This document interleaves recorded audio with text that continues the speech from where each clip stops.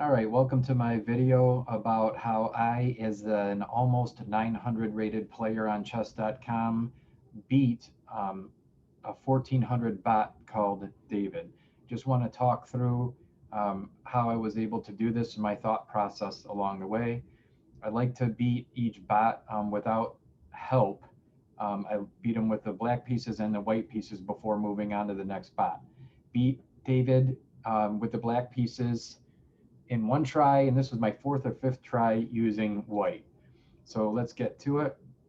Um, been doing the Gotham chess course on E4, and what the idea is that my first two moves are basically this is how I get started.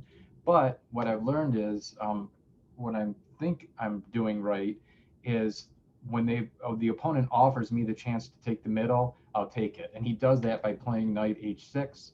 So I take the middle, he does that, and I start to just build this pyramid for my pawns to protect each other. He plays e6, so I continue my pyramid.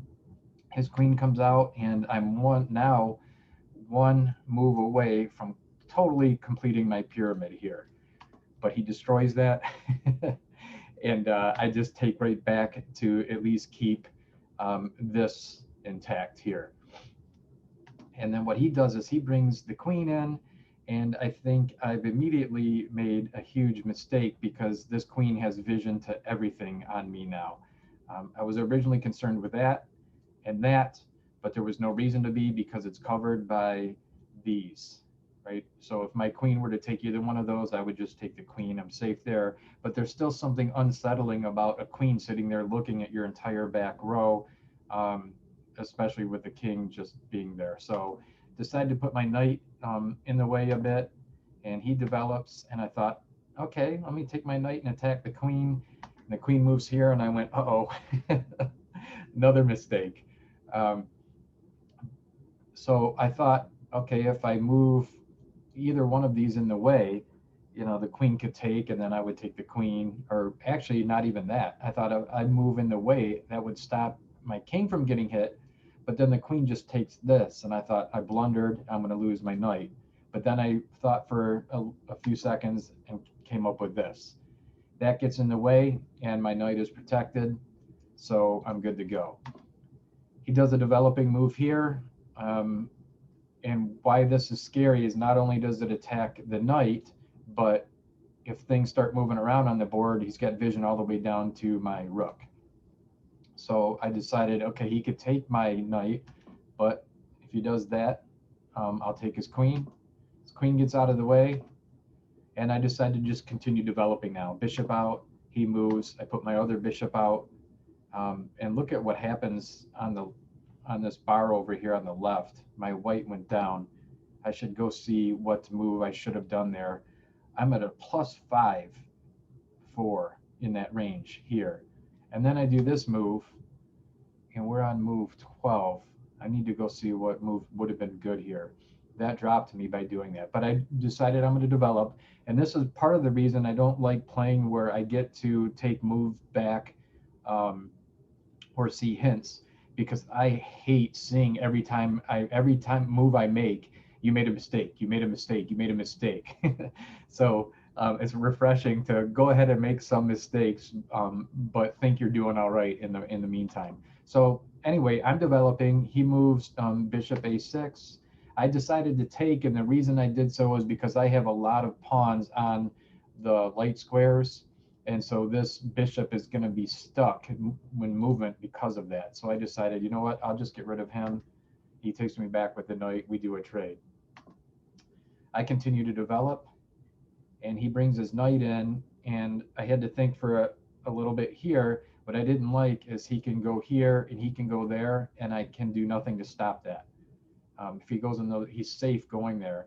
So I thought for a little bit, and it came up with this move. And the reason that works is not only does it hit the knight, but now my queen defends both spots. So after that move, he moves his rook. I castle, continuing my development. He takes, and I take, and I had a choice here. I can take with the pawn, or I can take with the knight. And the reason I take with the knight I wanted to keep my pawn structure intact, and my knight is protected. So this is a decent spot for him to sit. There are no pawns on either side of him to be able to take him. And if anything else takes him, then my pawn will take back. That's why I decided to go there. And I totally missed that. See how my rook on c3 was blocking this? Well, I missed it. I decided to go here and then whoops. And I thought for a little bit, and I didn't want to lose my rook. I could take the knight here, and actually that's what I should have done, but didn't. And I'll show you why in a second. I moved my rook here to challenge this bishop because I didn't want my rook taken. However, what I could have done, taken this anyway, he would have taken me, but then I can take him. So I get 2 pieces for 1. However, that's not what happened. I end up challenging the bishop on b2, and then he just jumps back. Okay, and then I go ahead and take the knight. Free knight. It's not being guarded, so I take it. He moves his knight there, and I'm looking at this spot here now. He's challenging it 3 times. The bishop, the queen, and the knight all hit this. However, I'm hitting it 4 times. I have my knight, my other knight, my bishop, and this rook, once the pawn moves, can hit it as well. So he's going to lose that battle if he tries to. So I decide I go ahead and take that spot. If he tries to start, trading here, I'm going to win that. He moves the queen, hitting my king. I'm in check.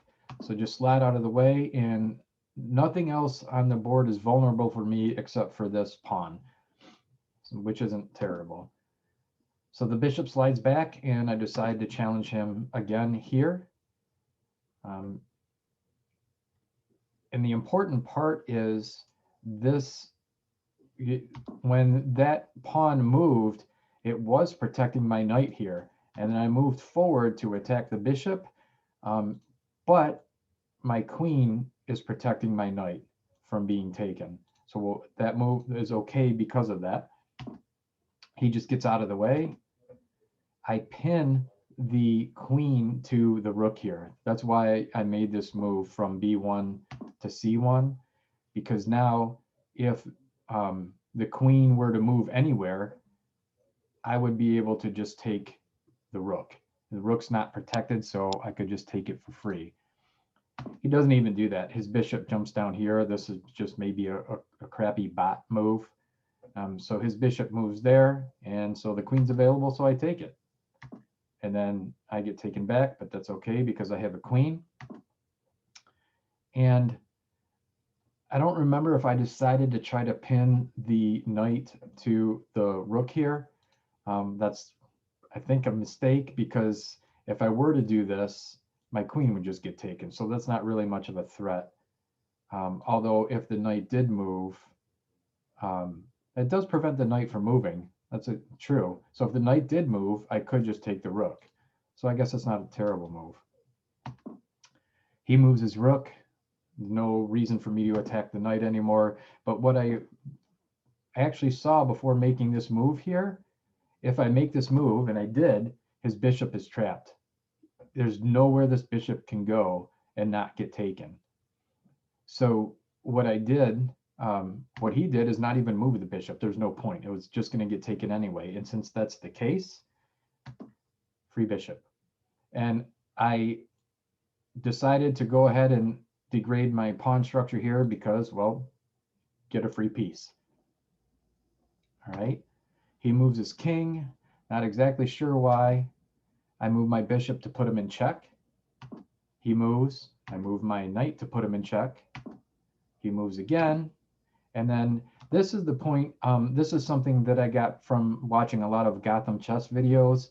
I was stuck here a little bit thinking, what do I do to make progress? All right, well, one of the things that you should do is look for checks, captures, and attacks. I could check again by moving this knight out of the way, which would give vision here. but we did that dance, and all we'd be doing is going back and forth. I could capture this knight, but that's dumb because then my queen would just get taken. So I thought, let's attack something and let's find the vulnerable pieces on the board that aren't protected. So that's what I did. This isn't protected. This isn't protected, and this isn't protected. And so I thought, all right, let's start attacking that. So I moved my queen here with really vision here because I can take that. It's a free piece because it's not being protected. And I can also move here to challenge this piece eventually.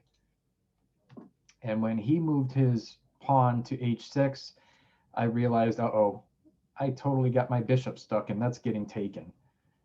And there's nothing I can do about it. I could take here, but that's a mistake because once he takes me anyway, that just opens this entire line for his rook to do damage and start taking my pieces and attack my king. So I thought, all right, if I'm going to lose my bishop, I'm going to let him take here, and then I still have stuff in the way blocking the rook. So what I did, just continued with my plan and took my piece. He took my bishop, and then I jumped over here. And the reason I did that, I was originally thinking, okay, I'll just take another piece for free. However, I noticed, kind of proud of myself for noticing this, this is checkmate if I go here, except for this knight. So I thought, all right, let's kick the knight out, move rook to c1, and he takes my pawn on h4, and I'm going to go ahead. Normally, you wouldn't want to trade a rook for a knight, but when it leads to checkmate, it's worth it. And then you know you're doing well against a bot when they don't take you back. The bot realizes the seriousness of the situation by protecting this square now and not taking me here with either the rook or the pawn. He needs to protect this. Okay, so since he's protecting that, I'm going to get rid of him. This is a good trade to make. I'm going to get taken as well, but that's okay. Then I jump in here. My queen is protected. That's check. The king moves out of the way, the only place he can go. And then I decide to just start promoting this pawn. And then once I do, I get taken, which is okay because I basically just now traded a pawn for a rook. And all he has left is pawns. He moves forward. And what I could have and maybe should have done here, I got a little bit nervous. There's an easy checkmate. I could move here. His king would have to move out of the way. I could go here. His king is trapped. He would have to make some kind of other move. And then if I go here, it's checkmate. But I didn't want to mess it up, and I wasn't sure of myself. So after taking the rook and he moved, I decided to just keep my pawn moving to promote to another queen. And then once I did that and he moved, I got my knight out of the way, and that's checkmate. So I hope that thought process was helpful from only a 900 rated player, but that's what I was thinking throughout being able to beat a 1400 bot. Thanks for watching.